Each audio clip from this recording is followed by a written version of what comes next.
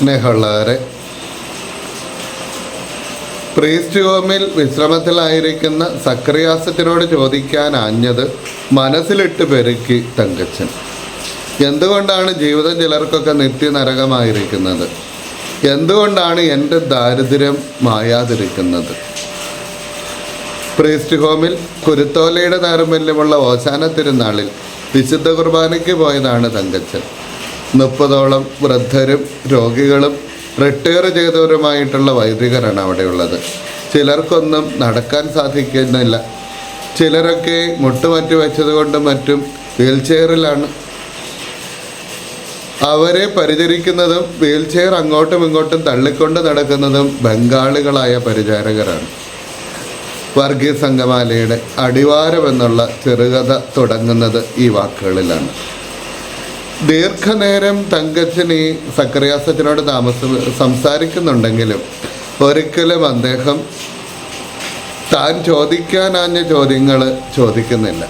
അതിന് കാരണം ഈ വൈദികരുടെ, വൃദ്ധ വൈദികരുടെ ആ സമയത്തുള്ള ശാരീരിക അവസ്ഥ കണ്ടിട്ടോ അവരുടെ ജീവിതത്തിലുള്ള ദയനീയമായ സാഹചര്യം കണ്ടിട്ടോ ഒക്കെ ആയിരിക്കാം.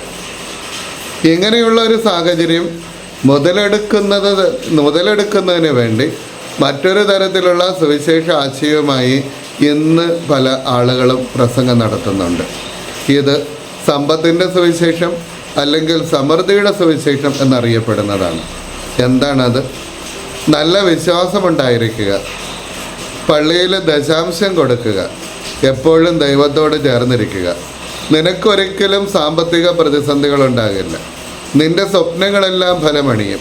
നിൻ്റെ ജീവിതത്തിൽ ആവശ്യമായിട്ടുള്ള സമ്പത്ത് ലഭിക്കും, നിനക്ക് വിജയം ലഭിക്കും, നിനക്ക് വീട്, കാറ്, ജോലി, എന്താണോ നീ ആഗ്രഹിക്കുന്നത് അതെല്ലാം കിട്ടും.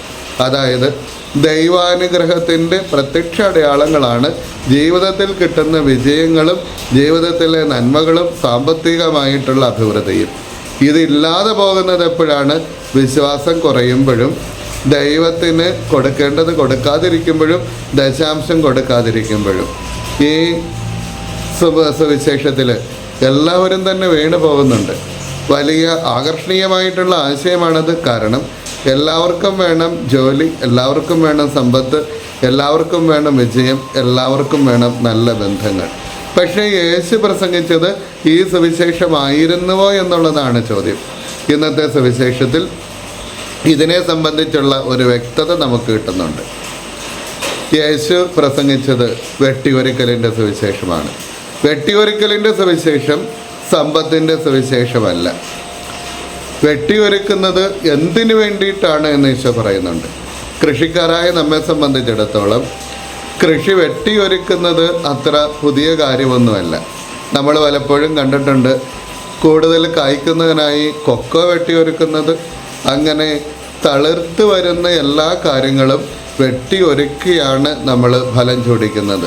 കൂടുതൽ പൂക്കളുണ്ടാകുന്നതിന് വേണ്ടി ചെടികൾ പ്രൂൺ ചെയ്യാറുണ്ട്.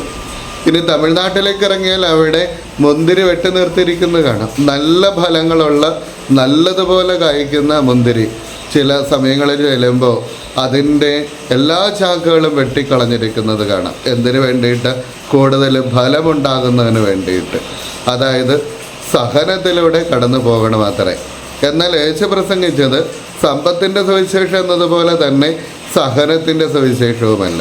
നമ്മളെല്ലാം സഹിക്കേണ്ടവർ, ദൈവം നമുക്ക് സഹനങ്ങൾ മാത്രം തരുന്ന ദൈവം അങ്ങനെയൊന്നുമല്ല. ഈശോ പ്രസംഗിച്ചത് എന്ത് തരത്തിലുള്ള സുവിശേഷമാണ്? ഫലത്തിൻ്റെ സുവിശേഷമാണ്. നിങ്ങൾ കൂടുതൽ ഫലം നൽകുന്നവരായിട്ട് മാറണം. പലപ്പോഴും ഈശോ പറയുന്നുണ്ട്, നല്ല വൃക്ഷം നല്ല ഫലങ്ങൾ പുറപ്പെടുവിക്കും. ഫലമാണ് പ്രധാനപ്പെട്ടത്.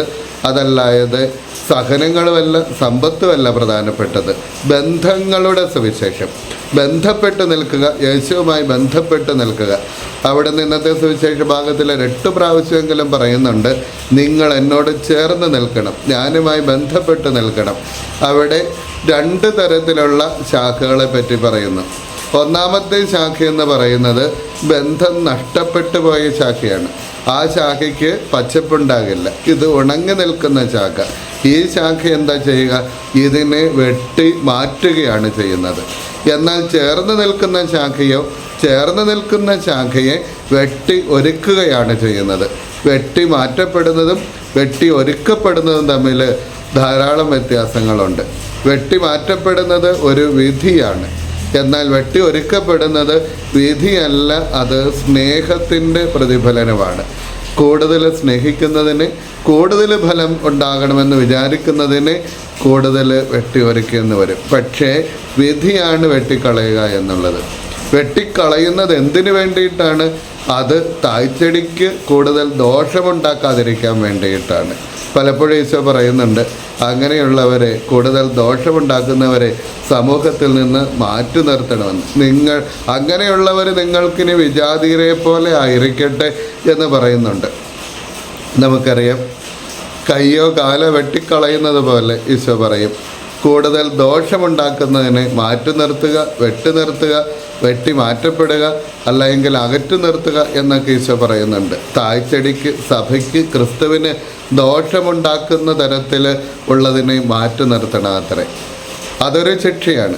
ഇനിയും വെട്ടി മാറ്റപ്പെടുന്നത് തീയിലിട്ട് കത്തിച്ച് കളയാനാണ് എങ്കിൽ വെട്ടി ഒരുക്കുന്നത് അതിന് വേണ്ടിയിട്ടല്ല, തായ്ച്ചെടിക്ക് കൂടുതൽ സുരക്ഷിത ഉണ്ടാക്കുന്നതിനും കൂടുതൽ ഫലമുണ്ടാക്കുന്നതിനും വേണ്ടിയിട്ട്.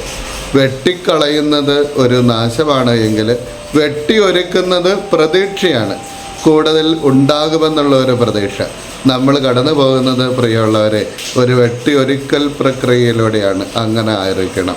അതായത് നമുക്ക് നമ്മുടെ ആഗ്രഹങ്ങൾക്കനുസരിച്ചല്ല ദൈവം തരുന്നത്, പിന്നെയോ ദൈവം തരുന്നത് നമുക്ക് അനുഗ്രഹപ്രദമായിട്ടുള്ളതാണ് ദൈവം തരുന്നത്. ആ അനുഗ്രഹം നമ്മുടെ ഉള്ളിലേക്ക് ഏറ്റുവാങ്ങണമെങ്കിൽ ചില തരത്തിലുള്ള സഹനങ്ങളിലൂടെ ഒരുപക്ഷെ നമ്മൾ കടന്നു പോകേണ്ടി വരും. ഹൃദയം വിശാലമാക്കുന്നതിന് വേണ്ടി, മനസ്സ് വിശാലമാകുന്നതിന് വേണ്ടി ചില തരത്തിലുള്ള ഒഴിവാക്കലുകൾ ചിലപ്പോൾ നമുക്ക് വേണ്ടി വരും. ആ സമയത്ത് നമ്മുടെ എല്ലാ പ്രതീക്ഷകളും സഫലമായെന്ന് വരില്ല, എല്ലാ സ്വപ്നങ്ങൾക്കും ചിറകുകളുണ്ടായെന്ന് വരില്ല, എല്ലാ ബന്ധങ്ങളും നിലനിർത്താൻ പറ്റിയെന്ന് വരില്ല, എല്ലാ ആഗ്രഹങ്ങളും സഫലീകരിക്കപ്പെടണം എന്ന് നിർബന്ധമില്ല. പക്ഷേ നമുക്ക് അനുഗ്രഹമായിട്ടുള്ളത് ദൈവം നമുക്ക് തരും. കാരണം എന്താ?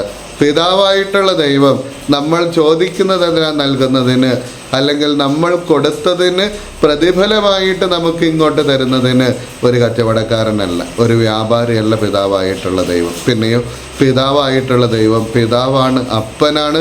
അതുകൊണ്ട് നമ്മൾ എന്ത് കൊടുത്താലും നമുക്ക് തരുന്നത് നമുക്ക് അനുഗ്രഹപ്രദമായിട്ടുള്ളതാണ് പിതാവായിട്ടുള്ള ദൈവം നമുക്ക് തരുന്നത്.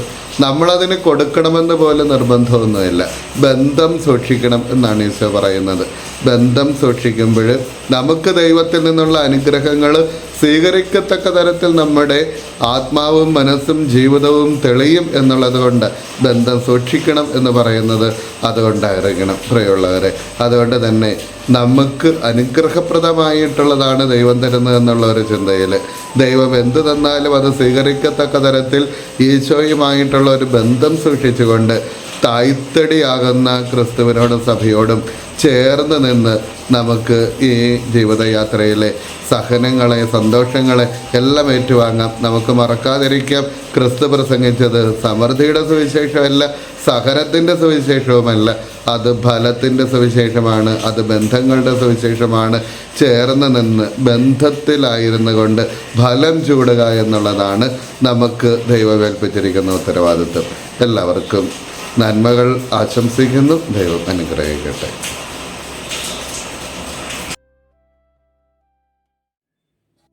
ഡിജിറ്റൽ യുഗത്തിലെ സുവിശേഷ പ്രഘോഷണത്തിനും വചന പഠനത്തിനുമായി വചനവയൽ ഒരുക്കുന്ന ആപ്പ് ബിബ്ലിയ.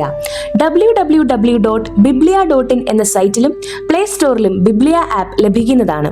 ഉൽപ്പത്തി മുതൽ വെളിപാട് വരെ ഇംഗ്ലീഷിലും മലയാളത്തിലും ഒരു വർഷം കൊണ്ട് ബൈബിൾ മുഴുവനും വായിക്കുവാൻ സഹായിക്കുന്ന ബൈബിൾ നഴ്സറി, സഭയെ അടുത്തറിയുവാനുള്ള സഭാ കളരി, വിഷയാധിഷ്ഠിതമായി വീഡിയോകൾ ലഭിക്കുവാനും അപ്ലോഡ് ചെയ്യുവാനും സഹായിക്കുന്ന വീഡിയോ ഹബ്, വീഡിയോ ബുക്ക്, 3 ലക്ഷത്തിൽ പരം ചോദ്യോത്തരങ്ങളുടെ ശേഖരമുള്ള 250-ൽ പരം ഇ ബുക്കുകളുടെ പുസ്തകശാല, ഒരേ സമയം 100 കണക്കിന് ക്വിസ് മത്സരങ്ങൾ സംഘടിപ്പിക്കുവാൻ സഹായിക്കുന്ന ക്വിസ് പ്ലാറ്റ്ഫോം ദ ബാർ. ഈ നവമാധ്യമ അപ്പസ്തോലേറ്റിൽ പങ്കുചേരാൻ ഇന്ന് തന്നെ ഗൂഗിൾ പ്ലേ സ്റ്റോറിൽ നിന്നും ബിബ്ലിയ ആപ്പ് ഡൗൺലോഡ് ചെയ്യുക.